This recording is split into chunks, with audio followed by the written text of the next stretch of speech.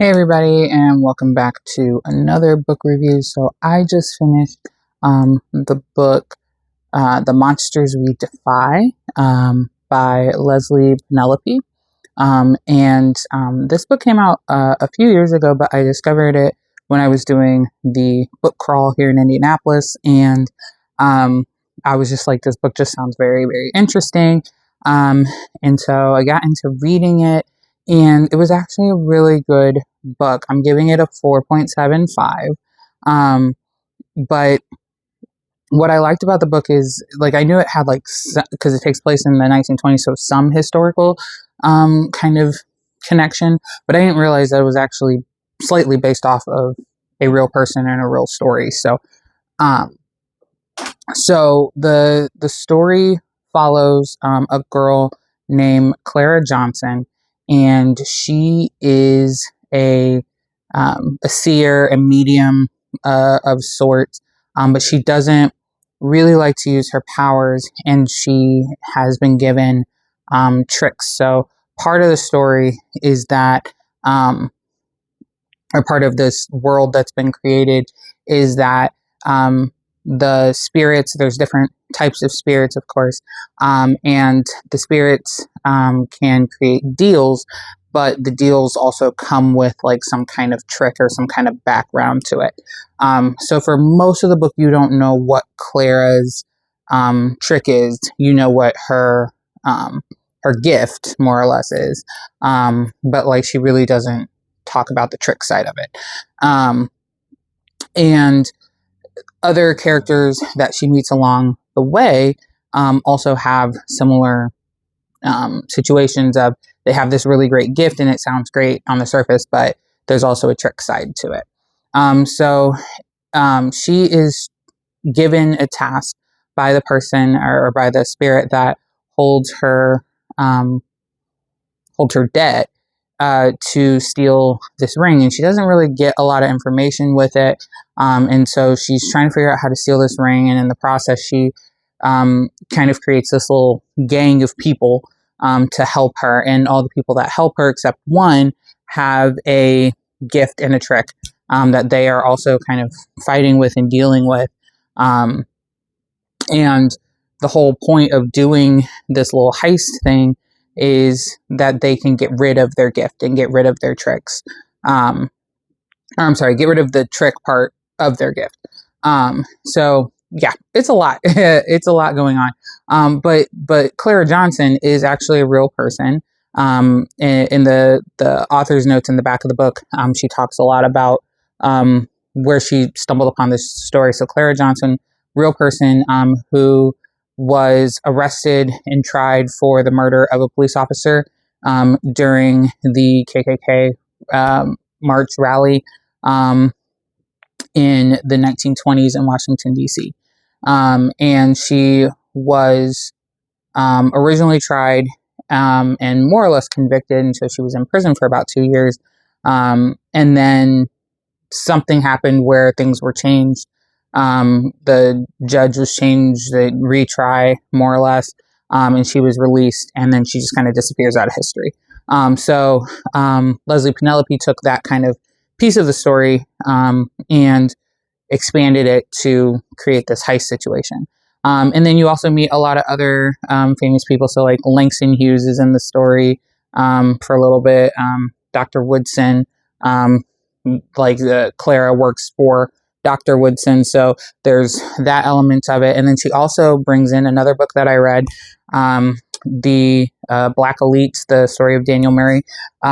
She talks a lot about that, this whole kind of world of African-American success in Washington, D.C. in the 1920s is definitely brought up in this story. So I thought it was a really well-written story, really good book.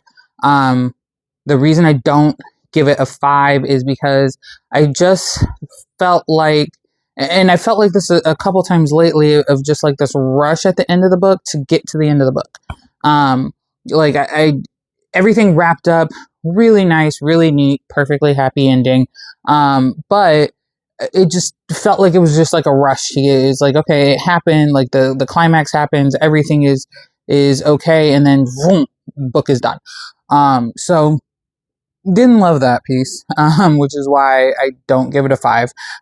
But overall, really good story. Love the bringing in just realism to actual history, but connecting it to some mythology, bringing in a lot of historic significance, historic stories that really connect not just to Washington, D.C., but like also to Black history as a whole. So that was really cool. There's also some biblical elements in there, bringing in a little bit of biblical lore, which always gets people a little bit riled up depending on belief systems. But it's always really interesting when those two things connect.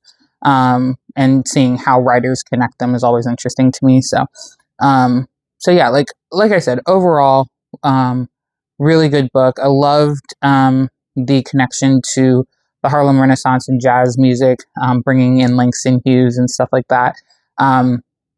We're talking about, Cab Calloway played here, Duke Ellington is doing this, just kind of like getting your bearings on like what is going on historically. That is like one of the small complaints I have is like the first several chapters. It took me forever to figure out what year the story was taking place in, until she mentioned the riots like fairly early on in the book. And I was like, okay. And I went and looked up when the DC riots were. And then she mentioned the Klan march the previous year. And so then I had to go look up when the Klan march. And then I could figure out like, okay, the book takes place in 1926. But like at first I was like, okay, so we've mentioned World War I several times. We've mentioned the riots, which would have been the late teens. So I assumed we were in the 20s. Plus the way that she was describing clothing, lots of dropped waste and stuff like that. I was like, it's obviously in the 20s.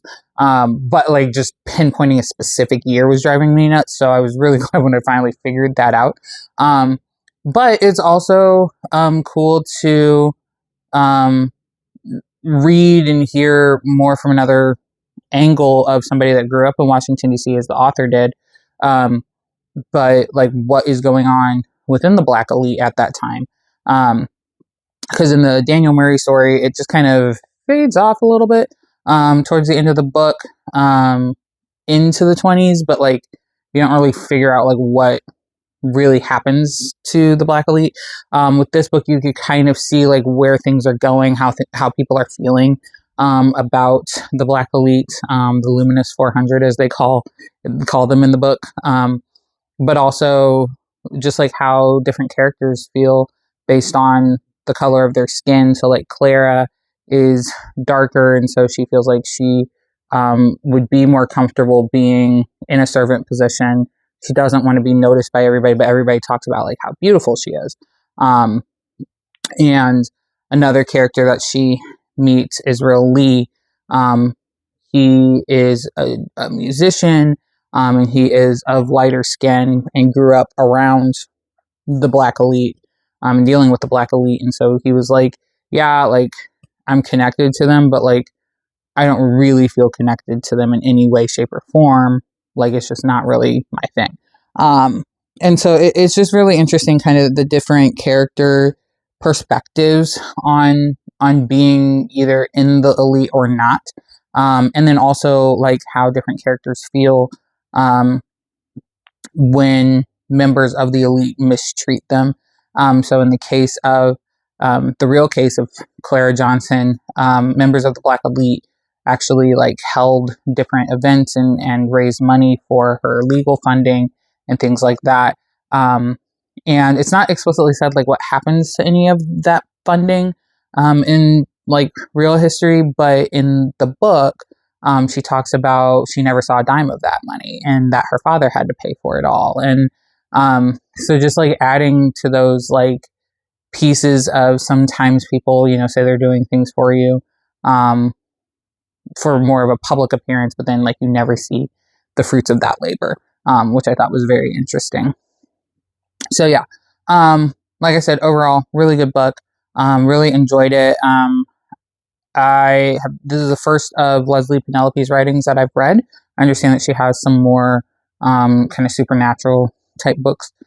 So I'd be curious. I guess it's a series that she has. So I'm curious to read those. So I'll be looking into those. But yeah, as always, thank you so much for watching. Like, comment, share, subscribe if you so choose. And I will see you in the next book review. Bye.